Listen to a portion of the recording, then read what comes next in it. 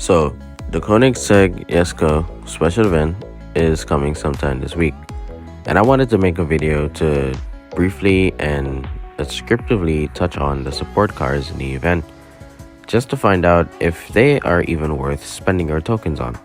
Because I was considering spending my tokens on the Jesko to get it from 3 stars to max, but I want you guys to find out, is it worth spending tokens on the support cars in the first place? Now, first of all, statistically, we will cover their performances and weaknesses. And we're going to start off with the Pininfarina Teorema. The Teorema has an acceleration of 77.14 with a top speed of 422.9 kilometers per hour and a handling of 55.74 and a nitro of 51.7. It also requires 300 blueprints to max as well as 16 epic import parts that you need to apply. But we're trying to keep it to a nutshell as best as possible.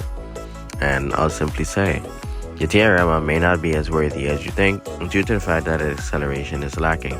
Although it's good at taking corners and it's good at drifting, and the drift speed isn't as bad as you might think, it's also quite floaty and it holds well in terms of its float. But the nitro is going to be a bit of a letdown. It's manageable, but a bit of a letdown. But the acceleration is going to be its killer. The top speed is decent enough because it holds in competition with the mid S-Class cars, but its acceleration alone is what is going to drag you with this car in multiplayer. Division 1789. A top speed of 390.2 kilometers per hour, an acceleration of 81.29, and a handling of 59.91, and a nitro of 72.19. I've driven Division 1789 a lot in multiplayer, especially back in its days. This car was introduced as a reward in second multiplayer. We used to get blueprints for this car as well as the Bulwell. This car is actually not that bad. It's not that bad in terms of how persistent the car can be at times. Its drift is going to be its major downfall, but its nitro is good enough that it can handle and get you back to top speed. Its top speed, although, is severely low for S-Class, which also makes this car not as viable as you would think.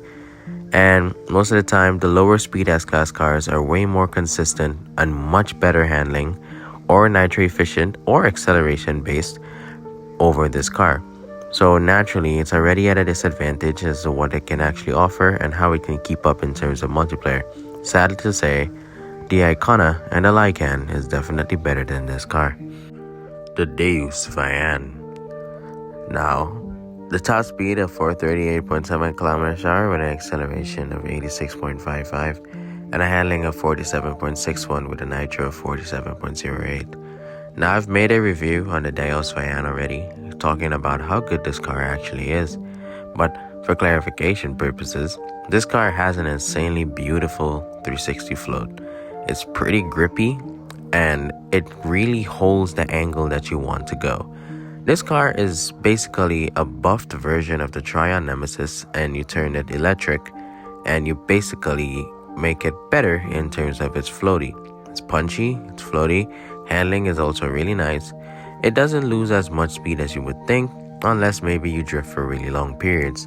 The acceleration is very good on this car, making it decent to use in Gauntlet, also pretty good for Classic, and its top speed can compete against some of the more used multiplayer 1 cars such as the Bugatti Chiron and, well, in direct comparison, the Trion Nemesis.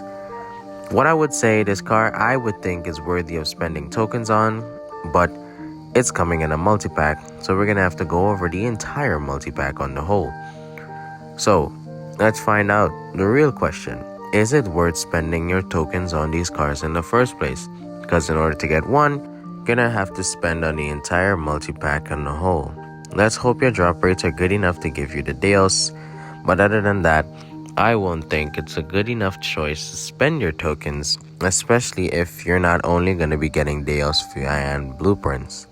Going after the Koenigsegg Jesko is gonna be an independent decision that everybody has to know. But I've been reconsidering it when I saw the support cars.